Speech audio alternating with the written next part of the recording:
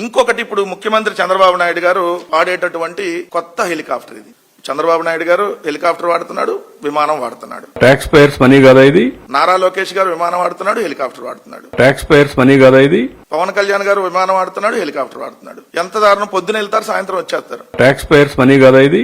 రెండోది, ఈ హెలికాప్టర్ గురించి ఇప్పుడు ఎందుకు డిస్కస్ చేయాల్సి వస్తుందంటే 172 కోట్లు పెట్టి చిప్సన్ ఏవియేషన్ నుంచి ఇది Mercedes Benz air bus H160 ఒక విదేశీ కంపెనీ చేత కొనిపించారు. ట్రాన్సాక్షన్ అంతా అక్కడే జరిగింది. ఈ విదేశీ కంపెనీలో టీడీపీ నాయకుడి చేత 172 కోట్లు అక్కడ పెట్టుబడి పెట్టించేసి దాన్ని ఇప్పుడు చంద్రబాబు నాయుడు గారు అంటే ప్రభుత్వం అద్దె చెల్లించింది. అంటే ప్రభుత్వం డైరెక్ట్ గా కొనుగోలు చేయకుండా అద్దెకు తీసుకుంటారు. డబ్బులేమో చంద్రబాబు నాయుడు గారికి సంబంధించి తెలుగుదేశం వ్యక్తి చేత పెట్టిస్తారు. నావి కావు సార్, మంత్రి గారివి, బినామీ నమ్మిన మంటుని పెట్టించేసి దాన్ని రెంట్కు తీసుకుంటున్నట్టుగా ఇప్పుడు రెంట్ పే చేస్తారు. ఎంత దారుణం అంటే అంతకు ముందు 50 గంటలు అంటే నెలకి 50 గంటలు తిరిగేటటువంటి హెలికాప్టర్ కి 1,50,00,000 రూపాయలు చెల్లిస్తే ఇప్పుడు ఈ హెలికాప్టర్ నెలకు 30 గంటలే తిరిగిద్ది, 3 కోట్ల రూపాయలు. నా లైఫ్ లో ఇంత రీజనబుల్ డీల్ వినలేదమ్మా.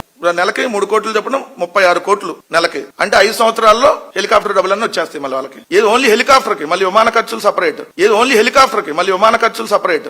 నెలకి 3 కోట్ల రూపాయలు అంటే 30 గంటలు తిరిగితేనే 3 కోట్లు. అంతకు ముందు నెలకి 50 గంటలు తిరగచ్చు, 1,50,00,000 అంటే డబుల్ పే చేస్తా ఉన్నారు ఇప్పుడు. మరి ఈ డబ్బులన్నీ చంద్రబాబు నాయుడు గారు బినామీలకి అంటే చంద్రబాబు నాయుడు గారే పెట్టుబడి పెట్టిస్తాడు వేరే వ్యక్తుల చేత. బినామీ కంపెనీలో ఇన్వెస్ట్ చేశాను. 2 years లో ఆ డబ్బు మొత్తం కొట్టేశాం.